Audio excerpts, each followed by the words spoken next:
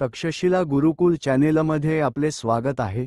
जर तुम्ही अजून आमच्या चॅनेलला सबस्क्राइब केले नसेल तर कृपया लगेच सबस्क्राइब करा, बेल बटन दाबा आणि तुमच्या प्रतिक्रिया लिहा।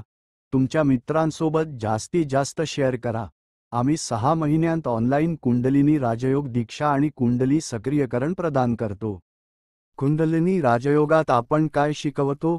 1. आपण 6 महिन्यांत कुंडलिनी जागृत करू। 2. शास्त्रांचा अभ्यास, उपनिषद, भगवद्गीता आणि पुराणांचा अभ्यास। 3. भक्ती योग, ज्ञान योग, कर्म योग, ध्यान योग, गायत्री मंत्र जप आणि राजयोग समाधी। 3. सक्रियकरण शिकवले जाईल। 4. 18 वर्षांवरील महिला आणि पुरुष हे ब्रह्मविद्या शिकू शकतात।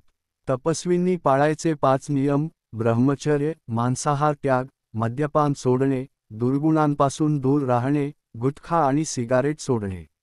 6. अन्नाचा नियम म्हणून मीठ, आंबट आणि मसालेदार मसाले कमी करावेत। 7. नियमांचे पालन करावेत आणि जीवनात नैतिक मूल्ये स्वीकारावीत। 8. अनावश्यकपणे फिरणे कमी करावे, बाहेर अन्न माफक प्रमाणात सेवन करावे, पोटाचे 4 भाग करावेत, 2 भाग अन्न, 1 भाग पाणी आणि 1 भाग रिकामे ठेवावे आणि श्वासाला खेळू द्यावे। 9. तुमच्या घरात कोणत्याही एकांत ठिकाणी बसून आम्ही दिलेली साधना करा। ब्राह्मी मुहूर्तात साधनेची वेळ पहाटे 4 वाजता आहे, संध्याकाळ गोधुली मूर्ती साधना या वेळी 6 ते 7:30 या वेळेत करावी।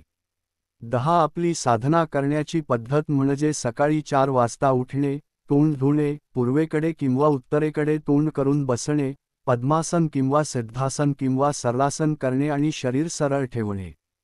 साधनेदरम्यान शरीर वाकू नये, तथापि वासना जागृत होईल याची काळजी घ्या।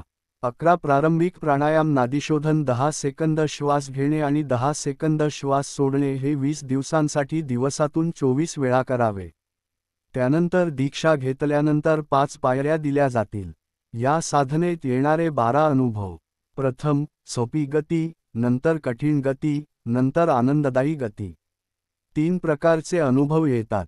प्रथम, शरीर गरम होते, नंतर शरीरातून घाम वाष्पीकरण होतो, नंतर भीतीचे रूपांतर होते, नंतर हवेत तरंगण्याची भावना येते, नंतर आनंद प्राप्त होतो। काही दिवसांत तुमची कुंडलिनी ऊर्जा जाणीवपूर्वक वाढत असल्याचे तुम्हाला दिसेल का?